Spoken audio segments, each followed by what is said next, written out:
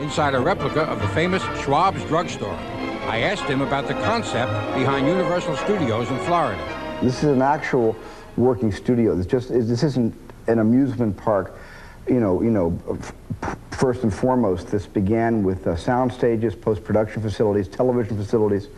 Ron Howard shot Parenthood here. Edward Scissorhand is being directed here by Tim Burton, who did Batman. Nickelodeon has come here to do all of the Nickelodeon programming for children.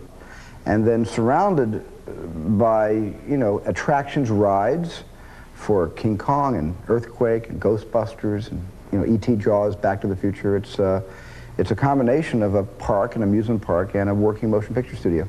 Many of the rides here are participatory. In other words, when you buy your ticket, you don't just watch something, you participate in it.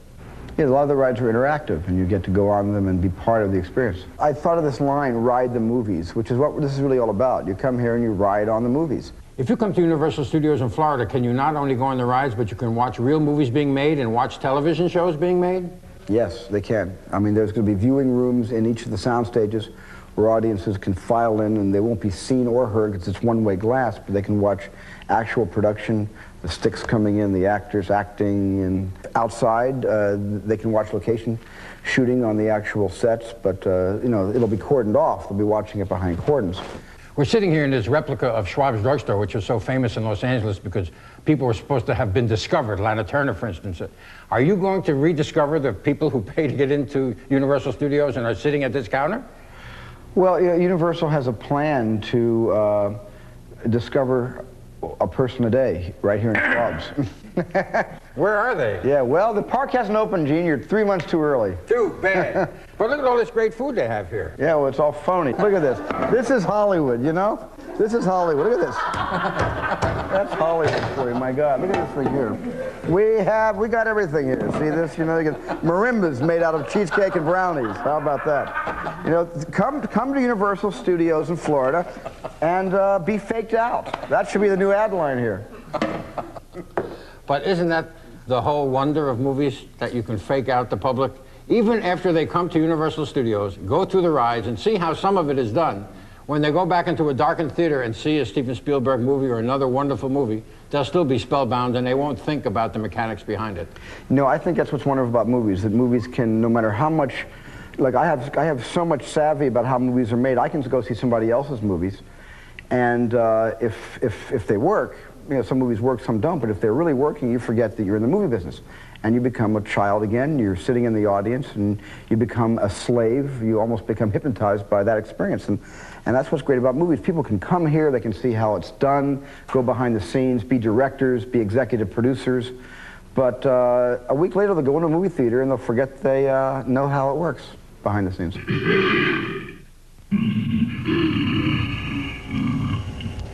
I've been transported here at Universal Studios in Florida to the horror makeup show.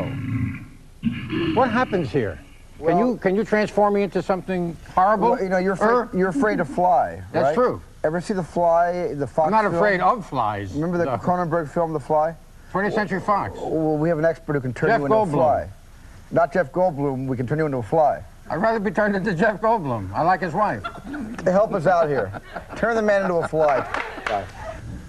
How are you? Good, thanks. What are you going to do with me with these pods? I thought I'd show you how they work. They're from the movie The Fly. Yes. What they do is we use a computer, and it chemically analyzes the chemical breakdown of whatever's in the one pod, breaks it down, disintegrates it, transports, and reintegrates it in the other pod. So I'm going into that pod? Yeah, right over there. That's the pod I play? That's the pod you play. But the door's closed. Just step right in here. Magic. And we'll put you on your way. Whee! See it?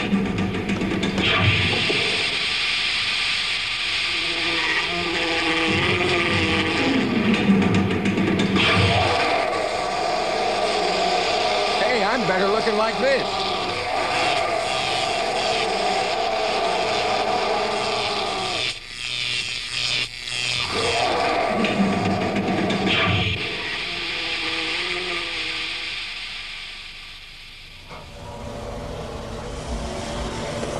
Barry, you got me from one pod to the other, but you sure didn't turn me into any kind of a fly, I'll tell you that. I'm out of here.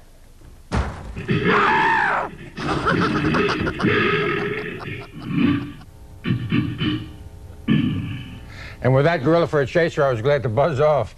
But at least I'm back right. America's most exciting new theme park is Universal Studio in Florida, which has its grand opening on June 7th. Among its biggest attractions is certain to be E.T.'s Adventure, E.T., Steven Spielberg's marvelous creation.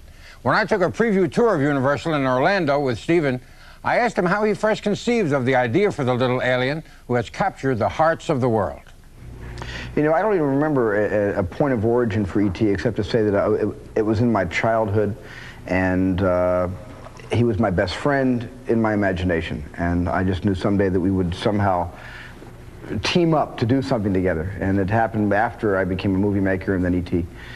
Became more of a reality. And when I saw that I could make a feature film that I wanted to make, I waited a few films, and then I pulled E.T. out of the top drawer.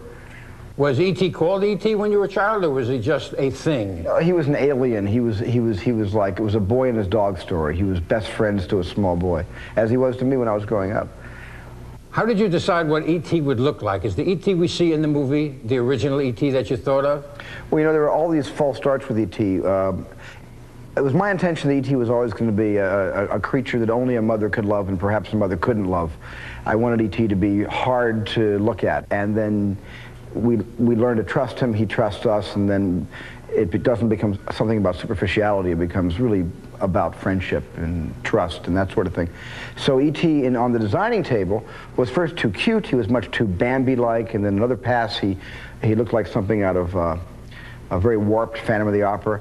And after a while he evolved into this kind of, you know, truly alien creature, but with what we call a heart light, a very glowing heart that I think transforms him into more of a friend. When you take the E.T. ride at Universal Studios in Florida, you are not just going through the movie that you've already seen. This is something entirely new. Yeah, you know, it's an entirely different experience because it doesn't retrace the footsteps of the entire, you don't relive the movie that you've seen. You know, I never imagined E.T. would become a ride. I mean, I made E.T. out of the, you know, the real purity of an idea and wanting to communicate a lovely thought, and I had no idea, A, that the film would be successful, and no idea at all, and then B, that the film would become something that people would queue up for, get on a bicycle and become part of another phase of the story. So it's exciting in that sense, because E.T. is going to be here, three-dimensional, interactive, for people to, you know, to communicate with. I mean, E.T. is physically here now. And not only do you see E.T. here, but you see a lot of E.T.'s friends, relatives, and planet all the folks. In-laws, all the in-laws. You meet them all, you meet them all. Steven, where are we? Where are we, on some other planet? Well, you don't fly, so this must be Earth. That's right. It must be Earth. Oh, and what's that? Who is that? That is Botanicus. Botanicus. Botanicus. And who is Botanicus? He's a bodacious guy. He is. He's a distant relative of E.T.'s. Oh. Or a cousin. A cousin of E.T.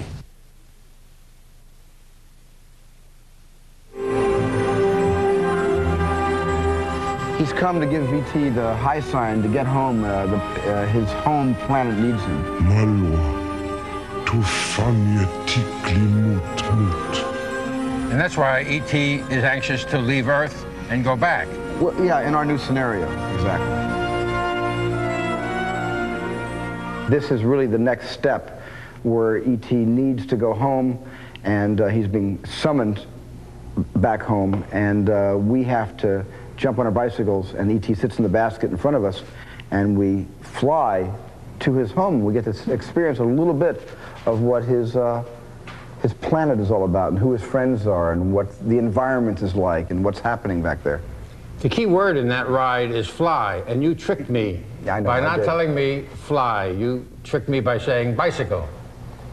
Yeah, but you know, in one of my movies, bicycles, you know, bicycles can fly. You shouldn't trust me with fantasy films, Gene. You should know better by now. So how can I help E.T. get home? Well, E.T. will take you home if you just help him steer. What, am I going to get on a bicycle? Yeah, well, how do you feel about flying? I don't feel anything, but you know I'm not going to fly. How do you feel about bicycles? Bicycles are easy. Okay, hang on. Trust us. Is that E.T. in front of us? Trust him. Hey, Steven, we're flying! Holy beep! E.T. as a motion picture took 2 hours to unravel and you know, spell out. This takes 4.5 minutes, but this is much more of a three-dimensional experience. This is You know, you can smell it, you can feel it. You're actually on a bicycle, you're actually flying through the air, you feel the wind against your face, and you see things you haven't seen before. So the difference between a movie and an attraction is certainly like night and day. But at least it gives E.T. some kind of permanence. I've had so many hundreds of people, especially kids, say, where can we see E.T.? And my standard line was, well, he's in a box in Northridge, which is where he's really physically been living, you know, for the last, 9 years, 10 years. And now E.T.'s out of the box, and he's accessible to the public. He's no longer Howard Hughes.